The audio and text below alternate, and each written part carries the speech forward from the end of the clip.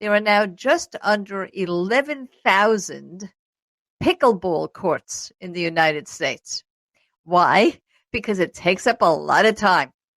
And we are living longer. But the challenge is, what are you going to do with your time? Is this going to become pickleball nation?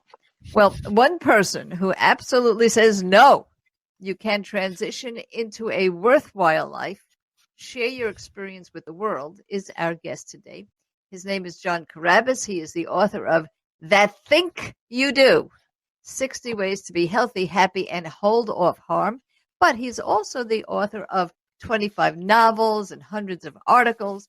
And he started in a very different world and was able to make the transition to a healthy, happy, and very contributory next stage. Thanks for being with us today, Joseph. My pleasure. Thank you for having me. Since you write sci-fi, you write self-help books, many articles, and you're in the world of research and marketing and how people think about their choices in life, how did you make this transition from a sort of traditional, though I don't think you've ever really been traditional, but a career to becoming a writer? How did you make that? Yeah, my wife, Susan, my beloved, she said, I've never seen you happier than when you were writing your stories. So I want you to do that the rest of your life. And I said, oh, shucks, darn. Oh, my gosh. Now, the truth is I've been telling stories since I was in grade school, and God actually paid for them starting in the 1970s, which is a sure indication I'm in the baby boomer generation. Yes. And she said, go for it. Okay. So I had a bunch of stories that had been published back in the days of print, when print was king. And I said, well, I'll put these together in a book and see if anybody cares, everybody's interested. Got great reviews. I had a bunch of novels that I had completed but never published.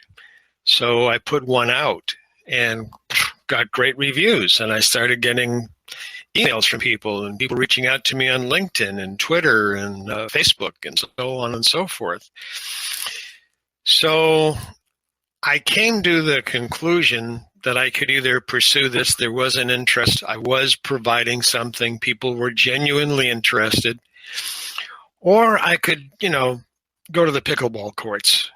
Yes. And I always enjoyed meeting people, talking with people, learning about them, hearing their stories. So, okay, fine. And as you mentioned, I now have a good number of books out there. I'm getting published. Of all things, I'll be having a poem published in a few months. And I never thought of myself as a poet.